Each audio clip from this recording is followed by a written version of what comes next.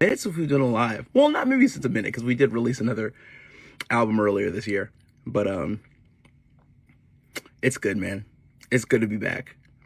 What can I say? I've been so excited for this album to come out. Obviously, Scott did a live yesterday night, and it's because we really tried to do things that were very, very, very, very, very different from our previous Christmas albums. You know, give it a 70s vibe, give it a folksy vibe, just things that I think maybe people wouldn't necessarily expect from us. And it was really fun to push ourselves as well. I mean, really push ourselves to do things that, maybe a little bit more haunting, a little bit more enchanting, maybe, try a little bit of instrumentation here and there, which we've done before, but even push it a little bit. So I'm just so unbelievably proud of how this album turned out, and we're just so unbelievably excited to share it with you guys. Okay, ask me some questions, everybody. Well, I'm going to go to the question bar and see. Oh, this is a good one. What's your favorite song on Evergreen? Yeesh. The Prayer is epic. I would definitely say The Prayer is one of those, I feel like, quintessential epic songs that we try to do, but I don't know. There's something about it that is so spine tingling to me compared to other music that we've done in the past. We really, really stretched ourselves. I mean, like, you hear Scott at the top of his range, right? You hear Bitch at the top of his range. Same with Kirsty. It's a really exciting one to me. That's probably one of my favorites. Let's see. What else you guys got? What song was the hardest to sing or beatbox? You know what? I don't know if you guys would expect this answer, but I think My Heart With You and I Just Called. Really making sure that all the phrasing, all the timing, and the central focus that we all had when singing the song was so narrow and clear that when we stepped into the booth all together to sing the song, it felt like we were just flowing. I think that took time. That's one of the songs that we really did sing all together. Others we kind of did in pieces and parts, but that one it took us a while to get the essence correct. That's one of my favorites, absolutely. But yeah, definitely one of the hardest to sing. Oh, question. That's nice. Who played guitar on Evergreen? There was one of the songwriters, Eric, who had played the guitar in the demo, and we really, really loved it. And we said we didn't really want to change anything about it. We wanted to keep the guitar in there. So how we're going to pull off a guitar on tour, I am not sure. So don't ask that question yet, please, because I can't help you yet. We're figuring that out as we go. That's a good question. Where did the inspiration for the sound of the album come from? We had been talking about some different ideas, and I feel like Scott was really influential in terms of honing in the vision for the album, where he said he kind of made this playlist for us of songs that he had been listening to, because he was really in this folklore, Evermore vibe, and he thought it'd be kind of fun for us to do a Christmas album like that, and we were all down, and so we really expanded ourselves in that way. These are fun questions. Keep them coming, everybody. How was the process of recording the album? That's a really good one. So this album, first of all, we did this on a scale of 1 to record time. Oh my goodness, great God Almighty. We did this in record time. We did this album about in a month, or like 6 weeks, from concept to pre-arrangement to get into the studio and recording all of it. I say this album and the previous Christmas album were the two fastest we had ever recorded. There were times when we were definitely pulling our hair out in the studio, but we all went into a recording studio called Henson in Los Angeles, and it was actually fun because there were some really famous artists that were there that were just kind of hanging out and doing their recordings. Like you see Harry Styles in this one, you see John Mayer in this booth, and you just kind of see them hanging out for fun because, you know, that's what recording artists do. So that was nice to be in that vibe with all those great artists as well. And yeah, we cranked that bug out. Let me tell you right now, we cranked it out. Let's see what else you guys got. Oh, that's interesting. Oh, response couldn't be shared. But out of all the Christmas albums that we've made, which one is probably my favorite? Yeesh, that's a hard question. I mean, because every single album has holds a different place in my heart. I mean, the 2014 That's Christmas to Me album was very special because I think it was one of the ways we broke in the industry.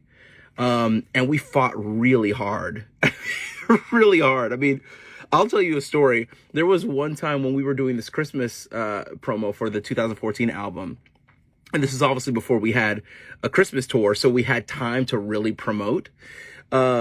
We flew from New York to Germany to Japan, all the way back to New York in the span of like 4 days.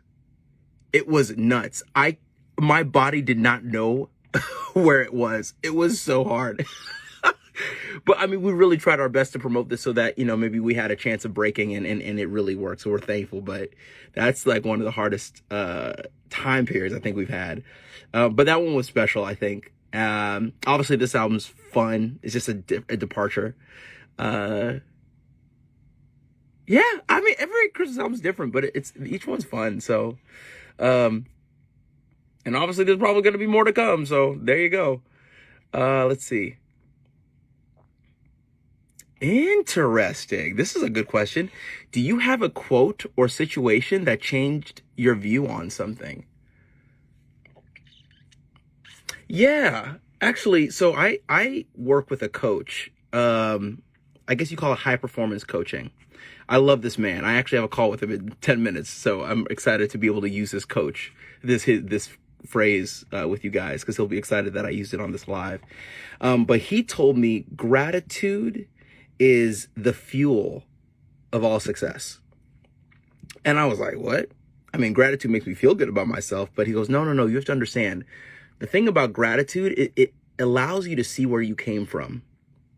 Feel those emotions, feel those hardships that you had.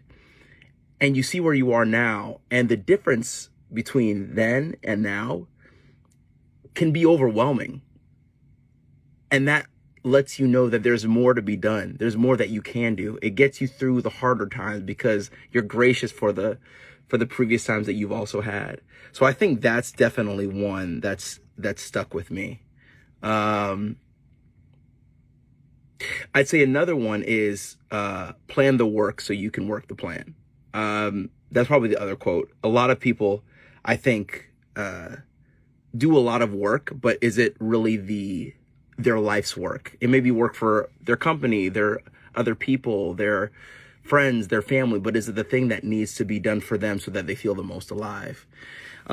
So I think that means you have to plan what is your life's work in that way. And then if you plan it out well, schedule it, time manage, then you'll be able to work a plan in place that allows you to feel that joy every single day coming into your work. So those are probably the two that have influenced me a lot. This is fun. Oh, question. Good. Oh, I can't share this one. It was, how's your daughter doing? Kaya's great. She's taking a nap right now with mom. She gets funnier every single day. One funny thing that we're noticing is that whenever I start to beatbox in front of her, she just starts to go. Which I'm like, where'd you learn how to do that? And then I think to myself, it's probably because she sees me doing it every single time, which is fun. She gets funnier every day. She gets lovelier every day. And it's also cool to watch her look at my mom, her grandma, and start to recognize who she is. I think in the past, she thinks grandma was somebody that was almost like a babysitter that that took time away from mom and dad time. And because we'd go off on dates and stuff like that. And she's like, wait, you're leaving me alone with this woman? Oh my gosh, where's my parents? Now I think she's seeing my grandma being like, oh, what's good, grandma? How you doing? I miss you, girl. Like, which is exciting for me. So yeah, she's doing well. My wife's doing awesome. She's such an amazing mom and so dedicated. So I've been very, very, very thankful for that. Let's see, what else y'all got? What else you got? Would you come to Mexico again? Absolutamente. If you could travel to, I don't even know if I said that right. I hope I did. And if I didn't, please forgive me. Let's see. Did Kaya listen to the album? She's listened to some songs. Not the whole album, I think. Let's see. I want a good question. This is a good question. Is there any song which you guys successfully did on the first take? I can tell you right now. Absolutely not. Absolutely not. Oh my gosh. I mean, I'm thankful for our talent and I believe we're talented, but like, to do what we do takes work. We cannot just, oh yeah, here we go, first take, boom. Nah, that's just not how it works, everybody. No, it took a lot of tries, took a lot of time. I will say this though, there are times whenever we're recording where words like feeling it, and like I remember in Daft Punk, the transition from in Kirsty's verse to the bridge right before the hook that Mitch comes into, that whole place, I remember I was recording and I was just feeling it and I tried something and that whole part that I just did that. I was just feeling it. I did it. And Ben looks at me after I was done. He goes, we're keeping that. You don't have to do that again. That was great. And I'm like, I didn't even know I was going to go there. He goes, I didn't either, but it worked. So there are definitely times where it happens, but most things on this album, no. It took a little bit of time. Tour in Europe. Yes, we're absolutely touring in Europe. Actually go to ptxofficial.com/tour and you'll be able to see our tour dates there. Please come. And also guys, please come to our Christmas tour. I'm so excited for this. It's like so exciting to tour again, y'all. Like, obviously be healthy, stay safe, wear a mask if you can. Like, please, we'd love for you guys to come and feel welcome here. We really are excited for you guys to come to this tour. Funniest memory in the process of recording this album, it's literally just the late nights. I mean, there were a couple of nights where it was just like me, Ben, Matt, and Scott. Oh yeah, when we were trying to record all the drums, or the kind of the drum patty sounds for Wonderful Christmas Time, we were trying the most hilarious things. Oh, that one, in addition to I Saw Three Ships. We tried so many different things and we were looking crazy doing it. I'm sure there's gonna be a blooper video that comes out sometime of y'all seeing the just the foolishness that we went through recording this thing. It was so hilarious. Yeah, that's probably the funniest moment, just recording all those drums. Let me see. Okay, we got 4 minutes. I want great questions. What is your least favorite song to record on Evergreen?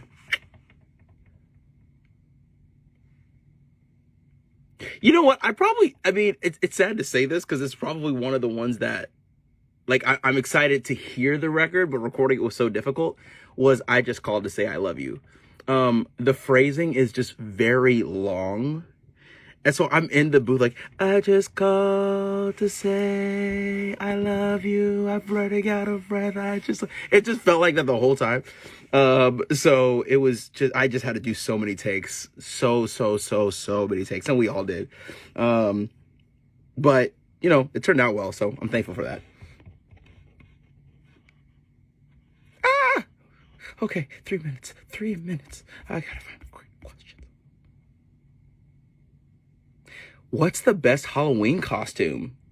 You know what? I don't know. Because to be honest, I wasn't really one that ever celebrated Halloween growing up.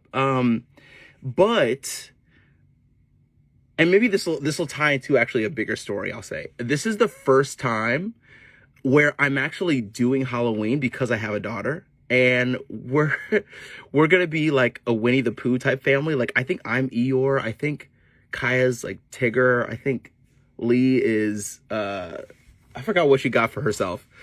But I guess the larger message for me is I feel like throughout my life, I've never understood the necessity of like breaks and rest time. And I just felt like I just want to keep going. I want to keep making more music. At the time I wasn't dating. I didn't have a family. I wasn't married. So I was so focused on learning and growing and being the best me. And I'm so thankful I did that. Don't get me wrong. I don't regret any of that for a minute. But I think a lot of friends would ask me, Kevin, why don't you take a break? Why don't you take a second to breathe? And I said, I don't understand the need for it. I'm learning and then taking so much. But now that I have a daughter, I see the purpose for rest, because I want to connect with this beautiful human whom I get to know for the rest of my life. If she'll have me. I mean, we'll see that. But, if I'm excited for that. So intentionally making sure there are times in my day that are just for her, that are focused on her and nothing else. No pentatonics, no my own music, no nothing. Just her and the family. Man, it's been really beautiful. And I absolutely love those downtimes now. So I'm thankful. Very, very, very thankful. Oops. Okay. Oh my gosh. What songs are originals? I think it's just Evergreen, actually. I think that's the only one. Oh, you know what? Okay, I'll answer this question and then one more question. Favorite music video you've ever done? Probably, honestly, I wasn't expecting to say this, but A Little Space. That video, vibe-wise and look-wise, I just thought was absolutely amazing. Or Midnight in Tokyo. That video is insane to look at. All right, one more question. Oh, I hope I can answer this in time. If you could associate every member of PTX with a song on Evergreen, what would you say? Mitch is River, because he's very calm. Matt is Wonderful Christmas Time, because he's just jolly. Scott is probably The Prayer, because he just loves epic sounding, oh my goodness type stuff. Probably me, Frosty, because it's like got a little bit of swagger, got a little bit of a vibe, right? I think that's probably me. Kirsty, I would say Over the River, because she has so many cool projects and she's going to, here, there, and everywhere. And I feel like that song has this kind of energy of tackling so many different aspects of life and